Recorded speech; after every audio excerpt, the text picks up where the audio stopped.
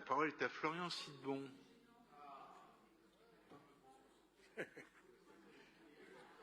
Écoutez, monsieur le maire et mes chers collègues, je vais effectivement avoir le plaisir de mettre un terme à ce tunnel de 8 interventions, mais ce n'est pas parce que vous vous y mettez à 8 que vous avez raison. Vous tentez de faire croire que le danger principal pour le piéton, c'est le cycliste, ce qui est totalement irresponsable. C'est le cycliste et ce sont les autres mobilités douces. Mais vous savez, le plus grand danger pour un piéton, et vous le savez bien, c'est la voiture. Voilà. Vous racontez n'importe quoi jusqu'à dire le tiers-monde à Paris, enfin bon, des expressions d'une stupidité incroyable, répétées en boucle. Voilà, qu'est-ce que ça cache? Ça cache tout simplement que la droite parisienne se bat continuellement pour préserver l'hégémonie de la voiture. Et il semble qu'il n'est pas intégré que seulement un tiers des foyers parisiens possèdent un véhicule individuel. Que parmi ces 30%, rares sont ceux qui utilisent leur voiture tous les jours. Et que c'est pourquoi il est impératif d'aménager la ville pour ceux qui utilisent les mobilités actives, au premier rang desquelles sont évidemment les piétons. Et nous ne disons pas qu'il n'y a pas d'amélioration à avoir, et c'est bien pour ça que nous faisons ce plan et que nous le proposons. Et pour cela, ce plan propose des mesures concrètes, contrairement à ce que vous semblez dire ou vous balayez d'un revers en minimisant les avancées qui sont réelles dans ce plan. Des mesures concrètes pour développer évidemment les espaces piétons et pour améliorer les conditions de marche dans Paris.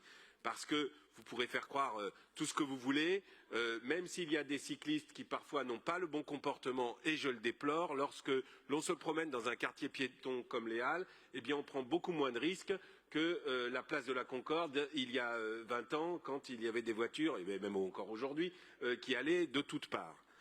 Tout d'abord, je voudrais saluer la création de cœurs piétons dans chaque arrondissement. Comme depuis le début de cette mandature, la place des mairies d'arrondissement sera renforcée, ça devrait vous réjouir, et ces zones piétonnes seront évidemment mises en place avec les maires. On verra à ce moment-là si vous êtes au rendez-vous. Ça ne pourra se faire sans un changement profond des plans de circulation pour réduire le trafic motorisé. Et là, ce sera l'heure de vérité et on verra si vous voulez vraiment défendre les piétons. De plus, les dispositifs inventés ces dernières années vont être amplifiés, développés. Les rues aux enfants, que certains semblent moquer, ce qui est assez étrange, puisqu'elles sont plébiscitées par d'ailleurs des Parisiennes et des Parisiens de tous bords, se situent autour des établissements scolaires et permettent d'éviter le risque d'accident à l'entrée ou à la sortie des écoles.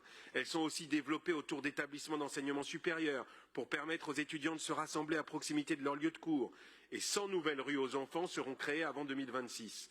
Et puis, pour aller plus loin qu'une rue aux enfants, les rues aux écoles sont des voies, là aussi, piétonnisées complètement, dans lesquelles la place des véhicules est transformée, dans lesquelles la place des véhicules motorisés est réduite à la portion congrue.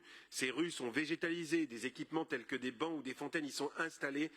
Elles sont plébiscitées, 50 nouvelles rues aux écoles verront le jour. Embellir votre quartier permet la transformation de certaines parties de notre ville en concertation avec leurs habitants. Ce dispositif va permettre la piétonisation d'au moins 17 nouvelles rues. De plus, certains axes doivent être transformés et nous avons commencé à le faire. La rue de Rivoli est un exemple qui a permis aux mobilités douces de se développer.